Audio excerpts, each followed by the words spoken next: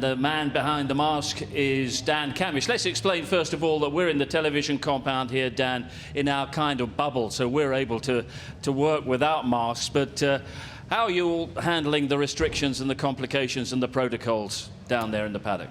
Yeah, I think it's an odd one for us all, but everyone is doing a great job of you know, doing their best to social distance. You know, the mask, yes, it's annoying, but this is what we've got, and everyone's respecting the rules as much as possible. You know, including the drivers. We even have to wear them in the offices just to make sure. You know, the last thing we want, we've got the show on the road.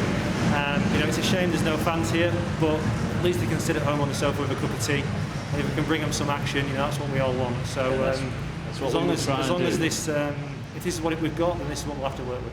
Yeah, and talking of action, we've had 10 months to reflect on the last couple of laps at Brands Hatches, the last bit of touring car action we've seen. How good is it for you to actually genuinely move on? Massive. It's like a weight has just been lifted. I've got to be honest with you. You know, there's an old saying that you're only as good as your last race, and right now mine is lingering.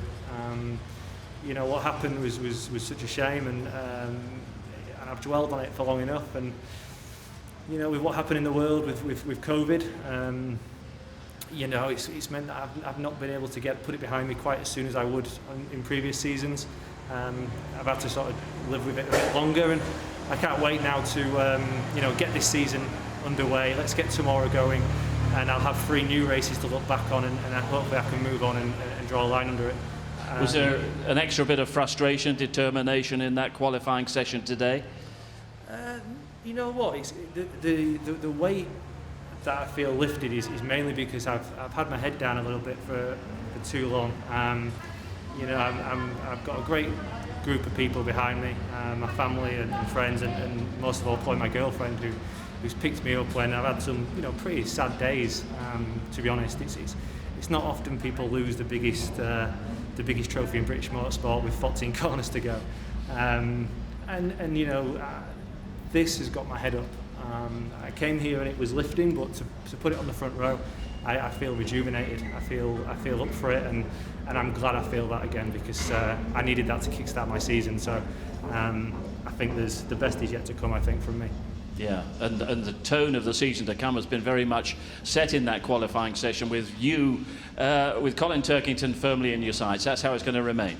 It's like deja vu, isn't it? I'm sick of seeing that guy. No, a great lap by Colin. He's been the fastest guy all day, you know, and a pole is well deserved. We as a team, I'm very proud of Dynamics, because we actually found a differential problem with about 15 minutes to go before qualifying started, and they changed the differential in about 15-16 minutes.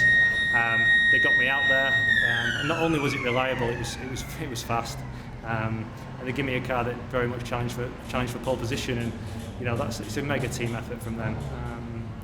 You know, so we've got some speed, you know, which is great, and I'm in a bit of a BMW sandwich. There's no doubt about. Sorry, a rear-wheel drive sandwich, should I say? There's no doubt about that. But yeah, tomorrow should be fun. It will be fun. Great to see you in such positive form and in great form out on the track as well. Dan, we wish you all the best. Take care. Cheers, Steve.